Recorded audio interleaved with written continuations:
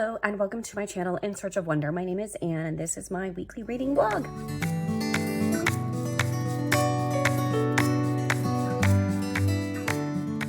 Before I get into my week of reading and all of the fun things that we did, I just wanted to take a minute and share with you last weekend, which was a little getaway for my husband and I, kind of a belated anniversary trip. We went to Staunton, Virginia, which is a little town 2.5 hours-ish south of us. And for being a not very large town, there are quite a few interesting sites there and things to do. One is a frontier museum, which I've never been to. And one is the Woodrow Wilson Birthplace and Presidential Library, which I have been to and is very interesting. And there is also the American Shakespeare Center's Blackfriars Playhouse, which is a theater that is built to look exactly like the Shakespeare Globe in London, which I have been to. And so I've been wanting to go there for a long time, ever since I heard about it. And I just haven't been able to. So finally, when we were looking for things to do for our anniversary, I saw that they were playing Little Women. So I definitely wanted to do that. And they weren't actually doing that the weekend that we were available, like around the time of our anniversary. For some reason, they didn't have any shows that weekend. And then the first next available weekend was this past one. So we went a few weeks after our anniversary, but we had a great time. Well, except for the fact that I was pretty sick. But, you know, whatever. I just had some kind of cold or virus. I've still got the tail end of it. It's so annoying. I would just like it to go away completely. That would be really nice. Anyway, so my husband last Friday night dropped the boys off at his parents' house in Maryland. Then on Sunday morning, I took all of the things. I woke up feeling pretty nasty, but I took all of my various remedies and stuff. And so I was feeling pretty good by the time we actually set out. And I felt fine for most of the day, well enough to enjoy myself.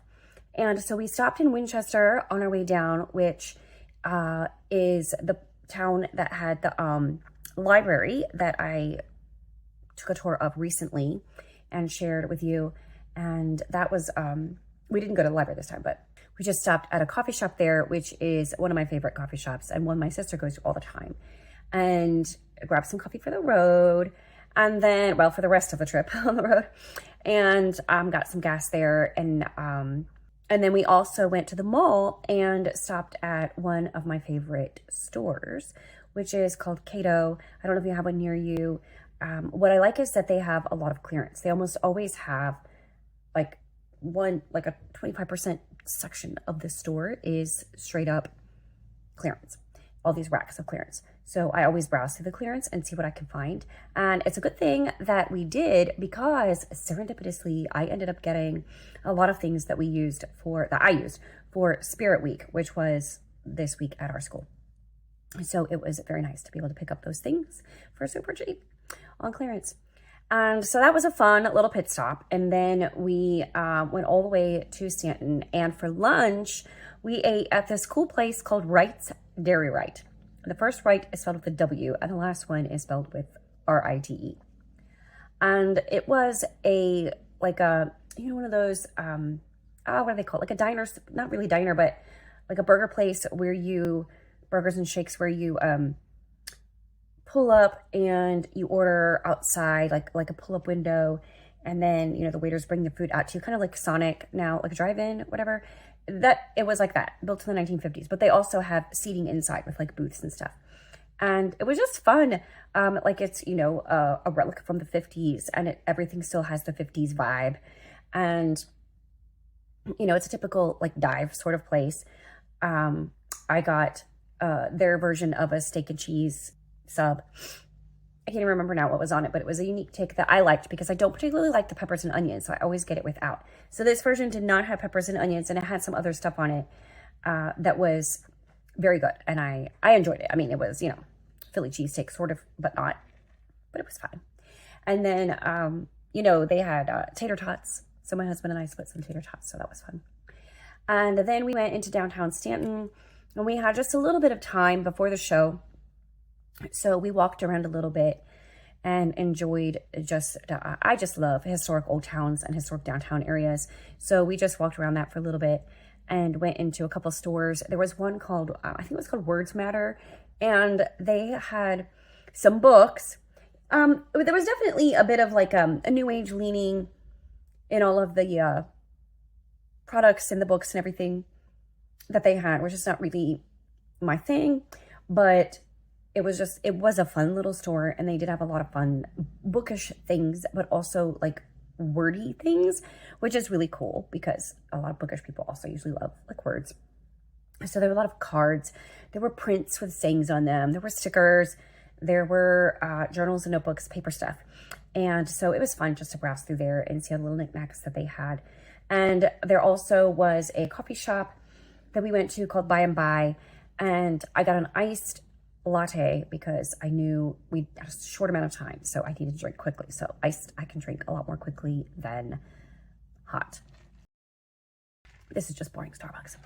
So then we actually went at the Blackfriars Playhouse, and it was fantastic. They did a really great job. It was a small cast and, you know, a minimal set design and everything, but it was just fantastic.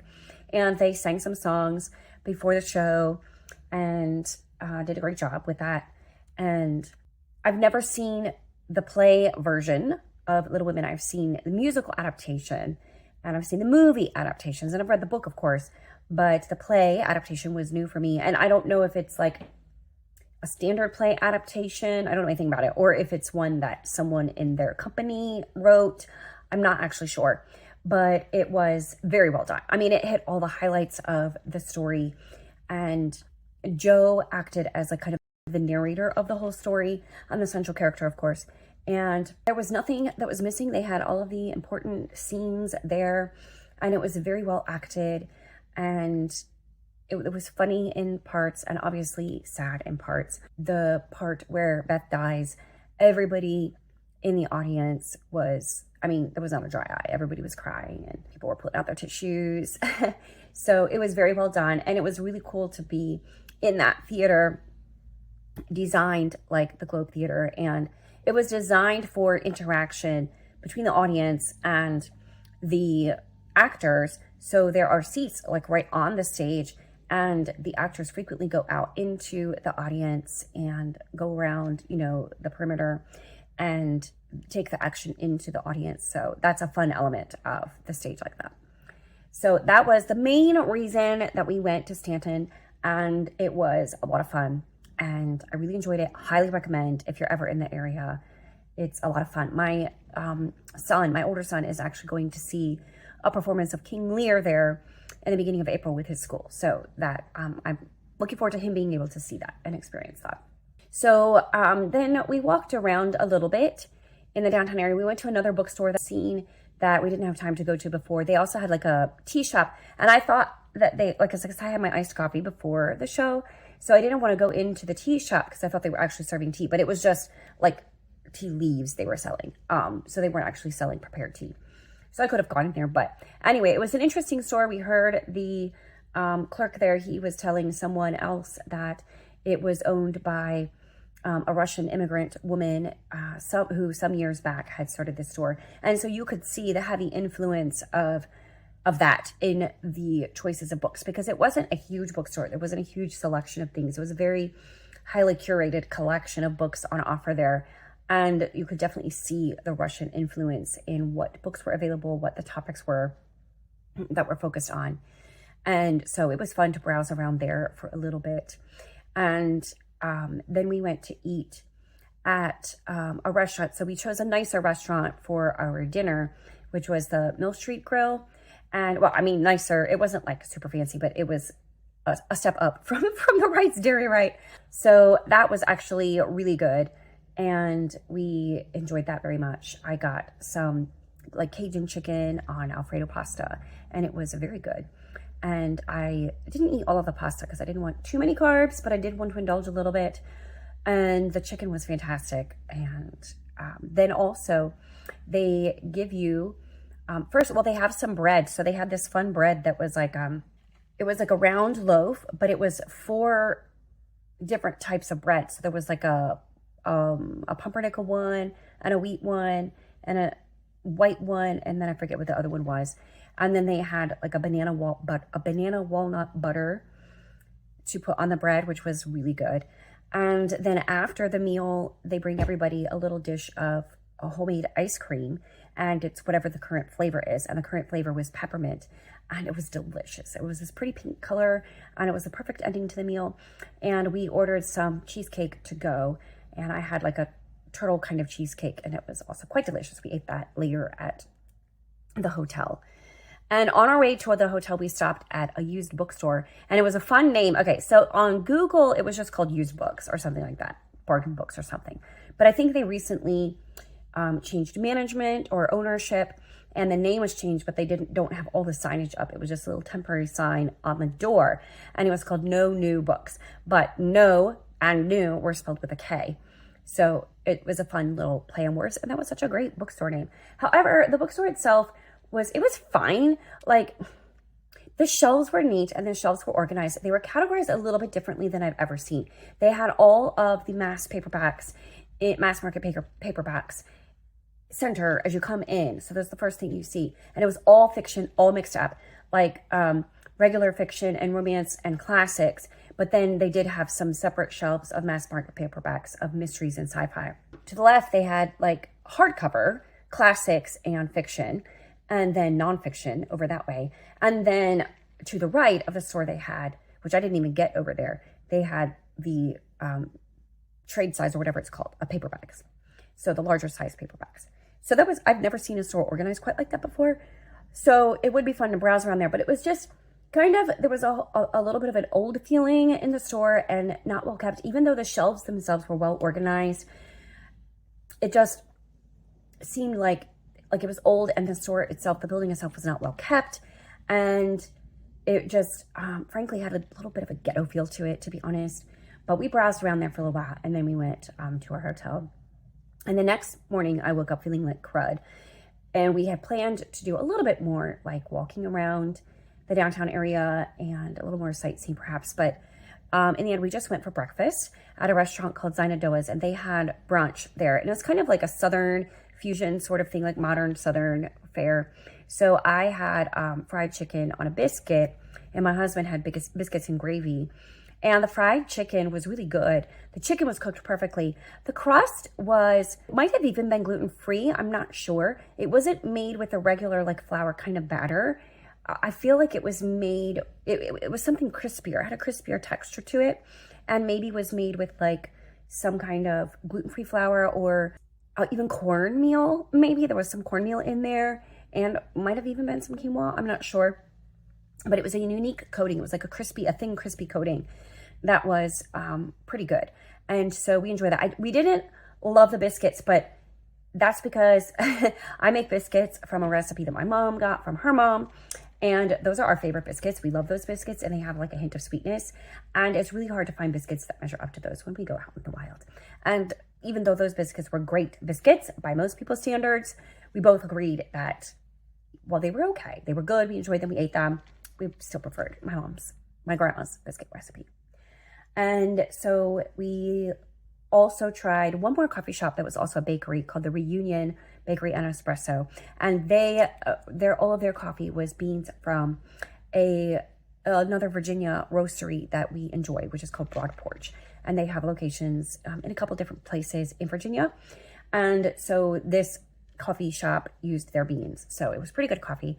And also we bought some bread to give to my husband's parents for watching the kids. And we bought some bread to bring home. And I bought myself an amazingly delicious maple walnut. It's kind of sticky bun, but it was like a flaky kind of pastry dough, more than like the yeasty bread dough. But it was quite delicious, and it was the perfect texture. It wasn't too dry, and just the right amount of flakiness and just the right amount of cohesion as well. So it was delicious. So I ate part of it then, and then I ate the rest of it later. So then we went and picked up our boys, and then my husband dropped me off at home, and I went into bed the rest of the day. But they had to go, this was like by the evening, they had to go to our small groups at church. So that was our weekend last weekend. And now let's move on to all of my reading and what happened this week. Hello, everybody. It is Wednesday, and this is my first opportunity to sit and record a clip. Sorry, my voice is still not quite there. At least I'm starting to feel better. Today was the first day when I didn't add a new symptom to my collection, which was nice. And also, I feel pretty good. My voice is not working correctly, and I have a bit of a sore throat, but other than that, an occasional drippy nose, I'm feeling pretty good. So that's progress. I'm happy about that. And this is Spirit Week at school. So today was color day, and the color for the staff was purple. So I'll put a picture up of my whole ensemble today. It actually, everything was very serendipitous, or perhaps God ordained. I mean, you know, I feel like God cares about the little things in our life too, because he just provided for me, even when I didn't know I was looking for stuff for Spirit Week.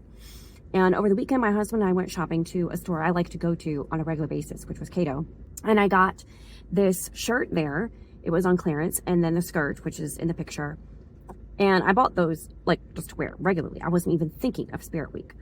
And I had forgotten that the color was purple for Wednesday, and that I didn't have anything purple at home, actually. So it wasn't until I started thinking a little more seriously about what to wear each day that I was like, oh wait, I could totally use those.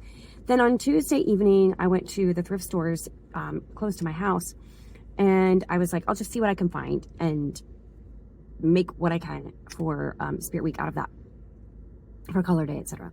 So I found this pair of purple tube socks for $2, which I would never buy in my life, but they were just sitting right there.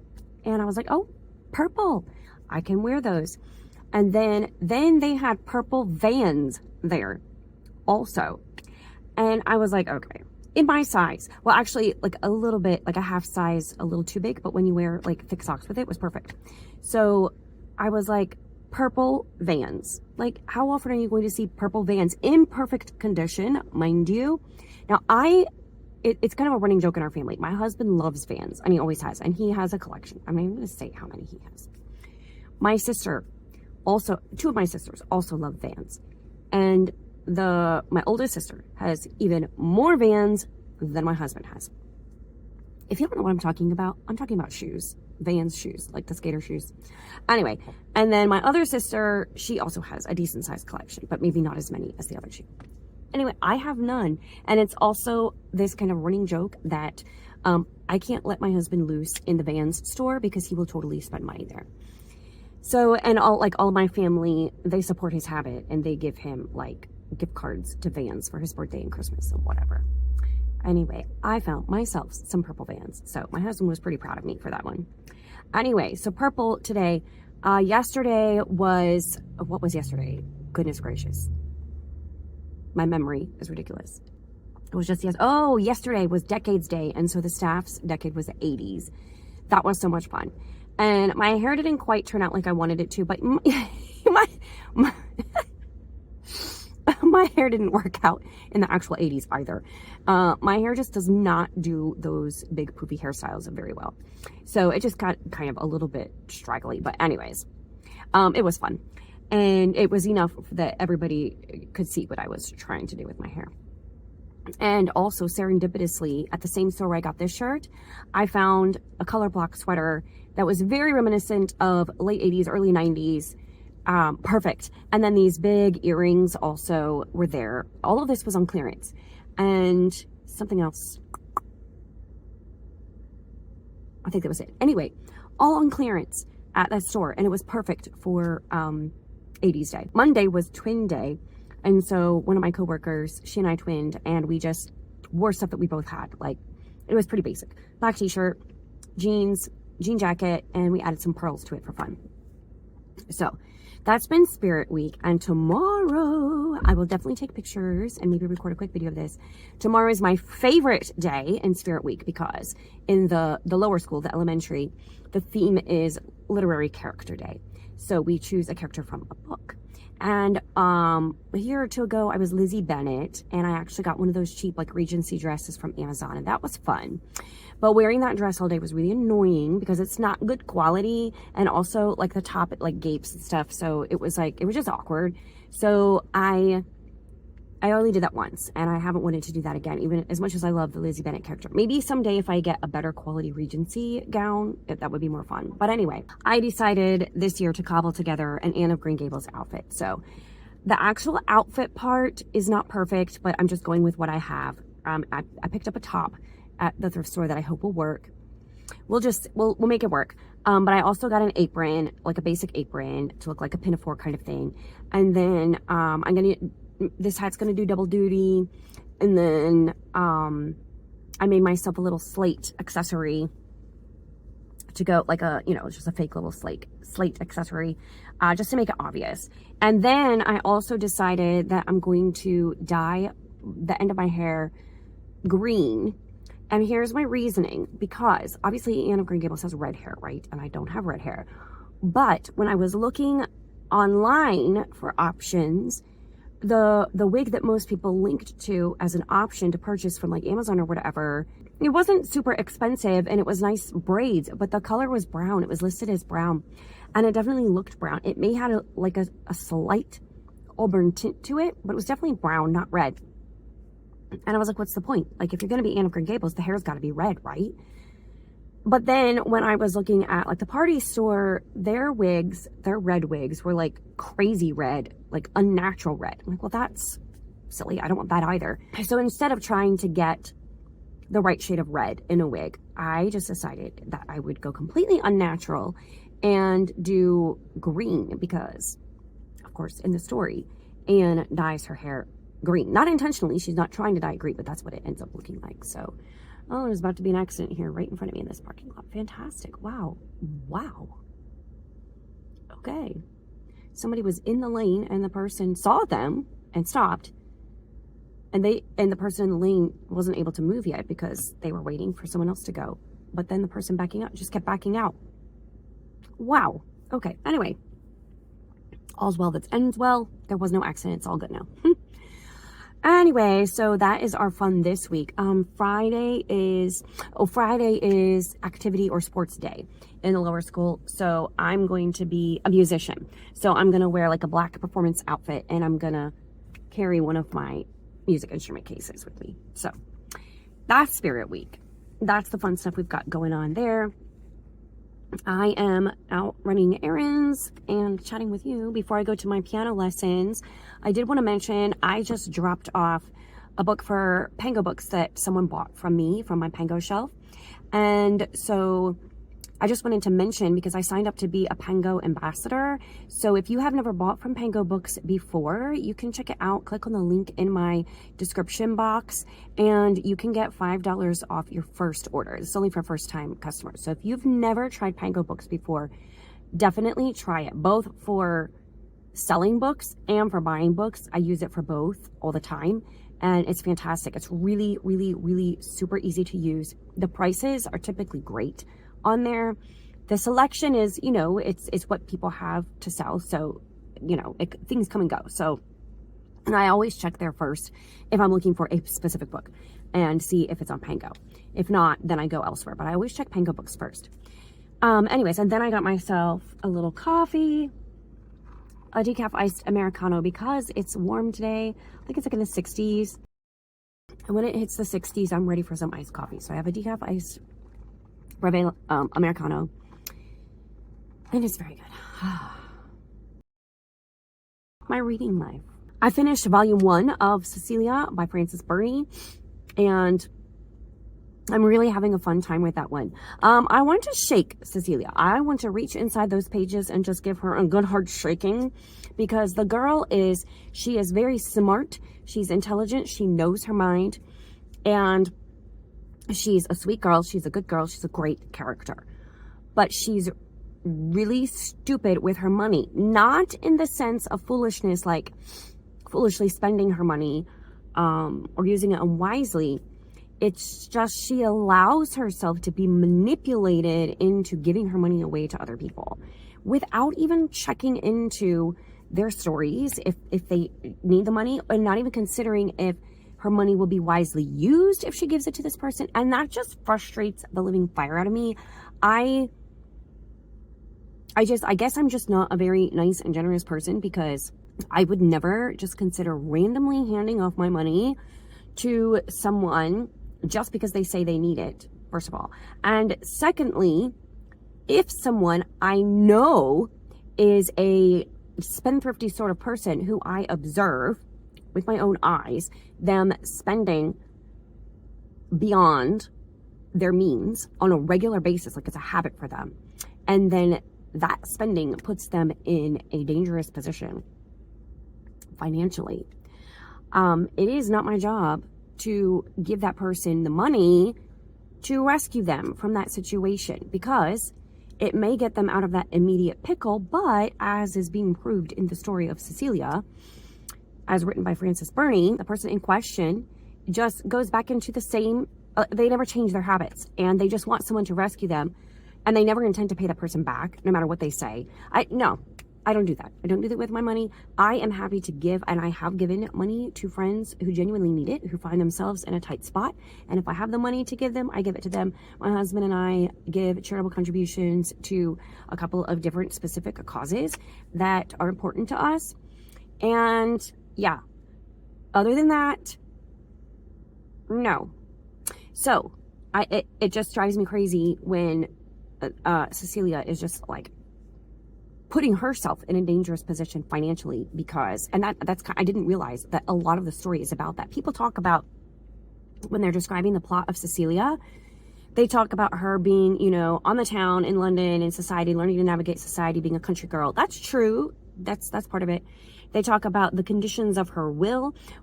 I am like 20% or maybe 15% into volume 2, and that hasn't even come up yet.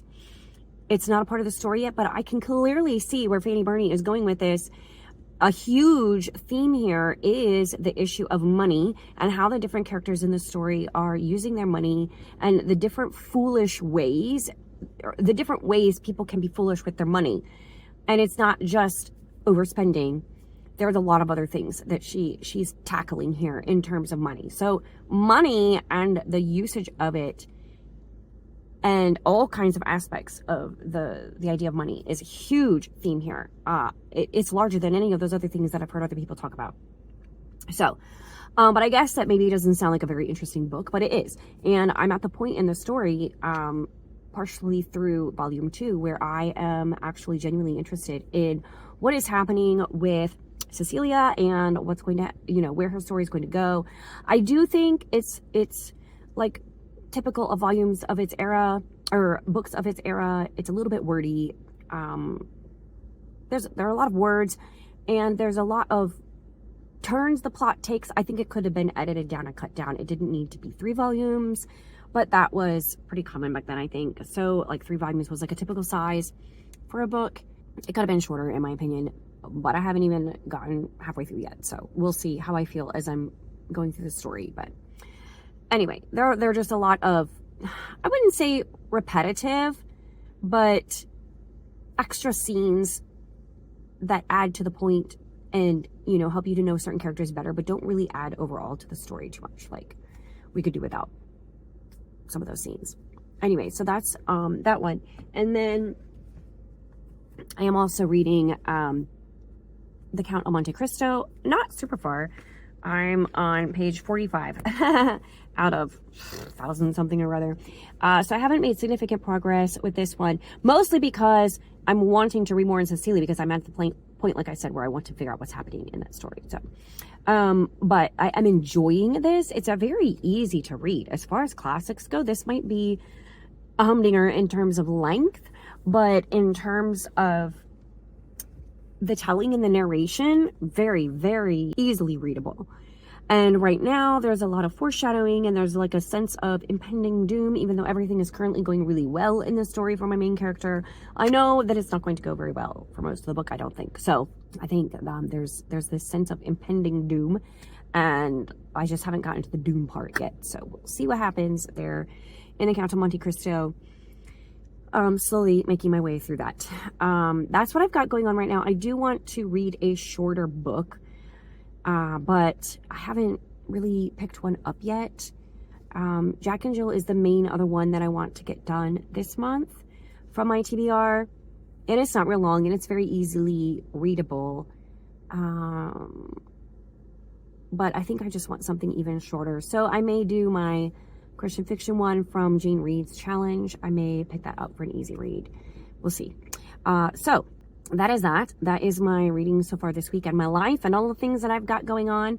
So I will sign off for now, and I will see you next time. Bye. Hello, it's Thursday evening, and I just wanted to film my Anne of Green Gables outfit. So I did double duty. I just took off the bow that had been on it and dyed my hair green. And so I don't know if you can really see, the actual clothes aren't very like period clothes, but you know, whatever. And I have boots on. Can't see all of it, but that's okay. I'll put a picture up so you can see the full effect. But my favorite part was this last minute inspiration to make this broken slate. We had some pieces of black foam rectangles at work. So I took a manila envelope and I cut out like a rectangular center that made a hole smaller than the black piece of foam. And then I put glued the black piece of foam inside the manila envelope. And then I colored with crayon and colored pencil, like a wood grain look all the way around. And then with some chalk, I wrote carrots on the black foam. So I'm not a very crafty person, but I felt like this definitely got the idea across of broken slate. And so I had kindergarten and first grade today. And of course they're young, like, you know, they haven't read Anne of Green Gables yet. And so I was showing them just some clips from the movie where Anne broke the slate over Gilbert's head and where she had dyed her hair green so that they could understand what my costume was all about. Anyway, so that was kind of fun.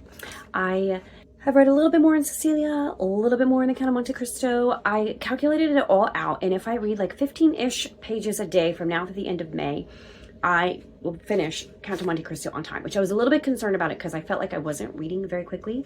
So I didn't quite get to 15 today. I will try to finish that up, but I feel like if I can do that like at work every day, read 15 to 20 pages, that should keep me more or less on track. And I think that there are certain points in the story where I'm probably going to want to be reading more. So I am doing okay. I feel like even though I started a little bit later, I'm on track with that. And then with Cecilia, I'm at a part where I just want to keep reading. I just don't have time. And I want to find out, you know, what's happening next in the story. I am just astounded at some of these characters. They are just terrible people. Terrible people. And Cecilia is just occasionally extremely foolish, despite the fact that she is actually a very intelligent young lady and very, very strong. She's a very strong character. She's a strong female character, but there are just some areas where she's incredibly foolish. And so I just want to, girl, why? Anyway, so getting very involved in that story. So for my Christian fiction reading challenge for Jane Reed's for March, the prompt was to read a book set not in your home country. The only one I had on my physical shelves was set in England, but it was the second in a series. And so I was looking on my Hoopla app to see what books that I had favorited, because I knew I had a lot on there that were set not in the United States or even North America, but were set like in Europe or somewhere. So I knew I could find one on there, but I was looking for something lighthearted to read, like not anything really heavy, because I've got Cecilia and Count of Monte Cristo going on, and I don't want anything like really mentally involved or, you know, super emotionally involved, just something light and fun and brainless. And so a lot of the books that I had hearted or saved as a favorite on Hoopla were ones that were like wartime stories or not lighthearted reads, like, you know, women's fiction or, you know, things that dealt with heavier topics or more somber, serious sort of stories, which I love that, but I'm already doing too much of that right now. So I wanted to read just something so much lighter. And then I saw at the very end of my favorites list on Hoopla, I had the first book in that series. It's a Telegraph series by Jennifer Delamere. I forget the name of the series, and I don't feel like going and grabbing the book right now, but I am going to read the first book in the series, I started that on my Kindle, and that was fun. I don't know how quickly I'll read it. I kind of just want to get something read. So far, I've only finished one book in March, so March is not going any better than February. Although I'm not worried about it, because it's not that I'm not reading or not enjoying what I'm reading. Actually, I'm enjoying what I'm reading. I'm just reading long books, and that's fine. I think it's better to read books that you are really engaged in and interested in and that are enriching than just to read a lot of fluff. So I'm happy with that. But at the same time, especially in the evening when I'm not feeling well, and because whatever this is I have, like, in the evening is like the worst. I feel kind of, I just want something mindless to read. So that is fitting the bill. Just a fun story. And yeah, I started that, and we'll see how it goes. Tomorrow for Spirit Week, I am going to be a musician because it is activity day, or sports activity day. Did I already say that? I don't know. Anyway, so that's going to be my outfit tomorrow. We have a busy day tomorrow. We have a Spirit Night, which means parents versus students volleyball and parents versus students basketball. In our family, we don't care so much about the volleyball, but we definitely care about the basketball. So my husband and sons will be playing in that game. And then we're going to go straight from there to an event that we bought tickets for months ago that I honestly thought was on Saturday until this week. And I didn't realize it was the same day as Spirit Night. So we're literally going to go from that stinky, smelly, sporty event to a Tim Hawkins, it's not a concert, performance, show, a Tim Hawkins show at a church around the corner from our house. And so that is our evening. And then we're going to come home exhausted and starving, because I don't know when we're going to eat dinner in there. It's not going to happen. So yeah, that is going to be our crazy day tomorrow. And then Saturday will be a little bit more relaxing. There's still stuff going on that's a little more relaxing. So that's our life. Crazy life. All right, and I will sign off for now. I will see you later. Bye. It is Saturday afternoon, and it is time for me just to wrap up this vlog, and hope I have enough time to edit it and get it up tomorrow morning. But that was my week this week, and not a great deal accomplished in terms of reading, but what I did accomplish was enjoyable.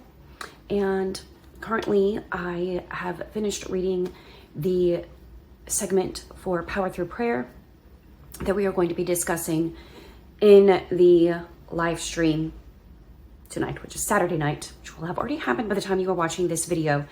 But I found those chapters in Power Through Prayer, chapters 4, 5, and 6, I found very convicting in terms of the priority placed on prayer in your life, and how important it is to prioritize prayer in your walk with God, and how important it is in helping you to communicate with other people and to edify other people when you are grounded in prayer, and when you have a deep and rich relationship with God via prayer. So I've really been enjoying those chapters, and I look forward to this discussion, which is happening tonight. When you watch this, Sunday morning, it will have already happened. So I hope you were able to participate and join in the discussion. And I look forward to the discussion next week on the next few chapters. So that was my week in reading and my week in life. And next week will be a little bit calmer and a little slower, I think. I hope so. Anyway, see you next time. Bye.